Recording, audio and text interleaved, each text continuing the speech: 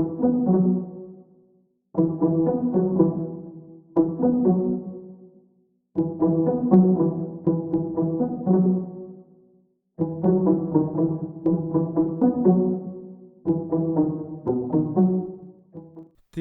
efa nivadika biby ny zanak'olombelona. Trangam-piarahamonina tena mampalahelo no sady mahagaga no niseho tao Antananarivo renivohitra tao. Renim-pianakaviana iray izay novonoina rehefa avy eo dia nalevina antsokosoko. Fantatra nefa taty aoriana fa zanany ihany no nahavanondoza tamin'izany raharaha izany. Ka ny pitsopitsony mahakasika an'izay no fakafakaina amintsika atao anatin'ity vidéo ity. Ka manasa antsika rehetra anaraka an'ity vidéo ity hatramin'ny farany. Aza diny mila kely vidéo antsika ary tsarova hatrany ny miabone amin'ny chaîne antsika mba ahafahanareo manaraka tsy tapaka ny vidéo zay lefako eto isan'andro. Tsy ampendrena moa isika fa avy hatrany tonga dia vavany ndao ary.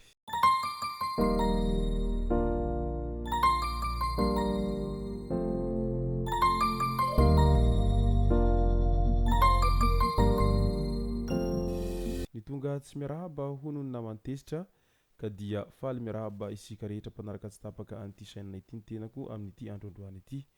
Araka an'izay efa natsipiko zay dia ny mahakasika an'izay raharaha famonoan'olona zay no tena horesantsika atao anatin'ity vidéo ity. Renim-pianakaviana iray izay mipetraka eny Andavamamba niaraka tamin'ny zanany lahy iray no efa nifampitadiavan'ireo zanany hafa nanomboka ny volana Jona 2024. Taty aoriana nefa dia fantatra ihany ny nahazo an'ity renim-pianakaviana ity rehefa nitondra ny raharaha teny anivon'ny mpitandro ny filaminana ireo zanany hafa izay tsy niaraka nipetraka taminy. Hay nisy namono ny renin'izy ireo ary nalevina antsokosoko avy eo. Lehilahy miisa roa no voasambotra voaroroy amin'ity raharaha ity. Ilay zanany lahy ilay niara-nipetraka tamin'ilay renim-pianakaviana ny iray ary rangahy voalaza fa mpiray kombakomba taminy ny faharoa. Araky ny fanadihadiana sy ny vaovao azo dia ny 13 Janoary 2024 lasa teo iny no nametraka fitoriana teny amin'ny bureau gendarmerie eny amin'ny sampam-pikarohana Ilaka Bevava teny Fiadanana na section de recherche criminelle ny olona roa izay mipetraka ao Ambohimahitsy. Ny votoatin'ny ilay fitoriana dia ny hoe tsy hita ary tsy andrenesam-baovao mihitsy ny renin'izy ireo izay efa mambolana maro izay.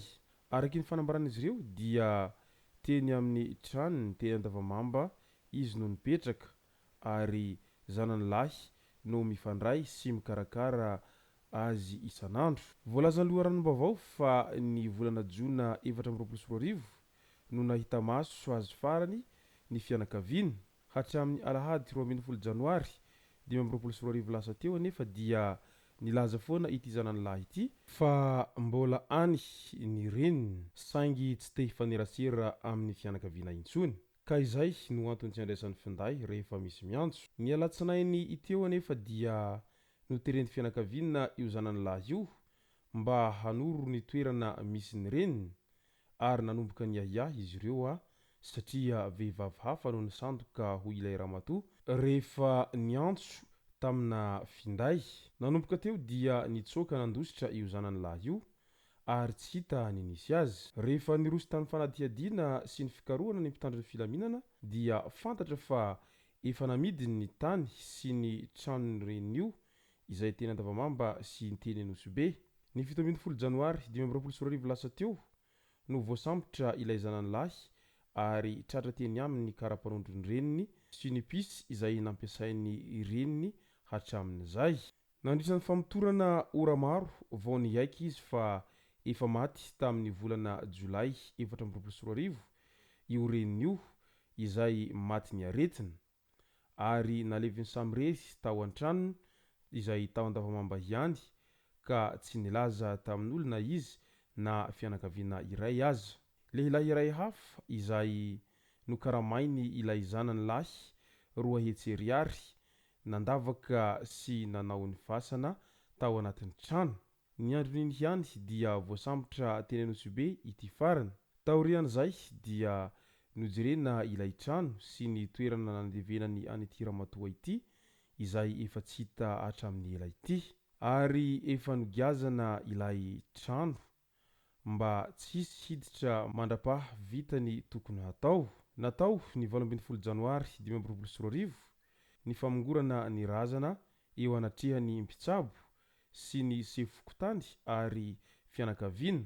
Ireo roa lahavoasambotra kosa dia natao andromaso amin'ny biron'ny mpitandron'ny filaminana. Rehefa nodinihana lalina izany rehetra izany dia toy izao manaraka izao no azony tsoahina tao anatiny izay resaka fahabibiana nataon'ity zanaky ny iramatoa iray tena Andavamamba izay novonona dia nalevina antsokosoko ity. Ny voalohany dia ny fitiavana te handova diso tafahoatra, izany hoe ny fitiavantenan'ilay zanan'lahy izany no nahatonga azy nahavandoza ka tafanao an'izao habibiana izao, satria tsy vitany novonony ihany ny reniny fa namidiny daholy ny tranony izay nisy any reniny teny Andavamamba sy teny Anosibe izay. Nefa tsy izy rera nefa ny zanak'io ramatoa io fa misy ny mpiraita-po aminy, ka noho ny fitiavantenany izay no nahatonga azy nanao an'izay habibiana izay. Teo ihany koa ny hakelezan-tsainy satria reniny teraka ve dia sahinao no mamono azy noho ny fitiavam-bolanao sy ny fitiavantenanao izay. Ary teo ihany koa no fahasahiranana izay nisy teo amin'ny ilay rangahy iray izay nokaramaina nandavaka tao an-trano mba hanaovana fasan'ity ramatoa ity, izay matimatim-bola 2 hetsy ariary fotsiny tao anatiny izay firaisana atsy-kombakomba tamin'ny ratsy izay, ary tsy nampandre mpitandron'ny filaminana mihitsy na dia efa hita fa zavatra tsy manjary zao no zavatra nataon'ity zanany lahy ity izay nahafaty ny reniny ity. Izany rehetra izany dia pirofo mivaingana fa tena sarotra ny fiainana amin'izao ankehitriny izao ary efa nivadika biby ny ankamaroan'ny olombelona izay tsy matahotody satria ny reniny teraka avy dia sahiny mamono azy, ka vitsy ny olona azo itokisana amin'izao ankehitriny izao, na io namana na io havana, eny na ny mpiraita-po aza sy ny zanaka nateraka izao dia mahavita mamono mahafaty izao noho ny fitiavam-bola sy ny fitiavan-tena izay.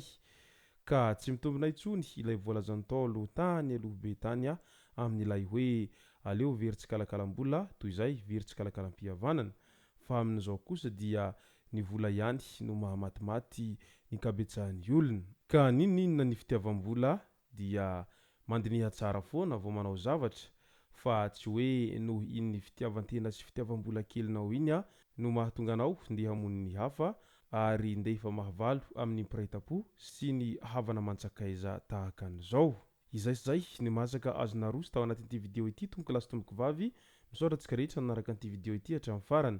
Azadino ny milaiky ny video antsika ary tsaro voatrany ny miabone amin'ny chaîne antsika mba ahafahanareo manaraka tsy tahapaka ny video zay lefa nahita isan'andro. Tomboko lasy tomboko vavy mankasitraka dia mirary soa.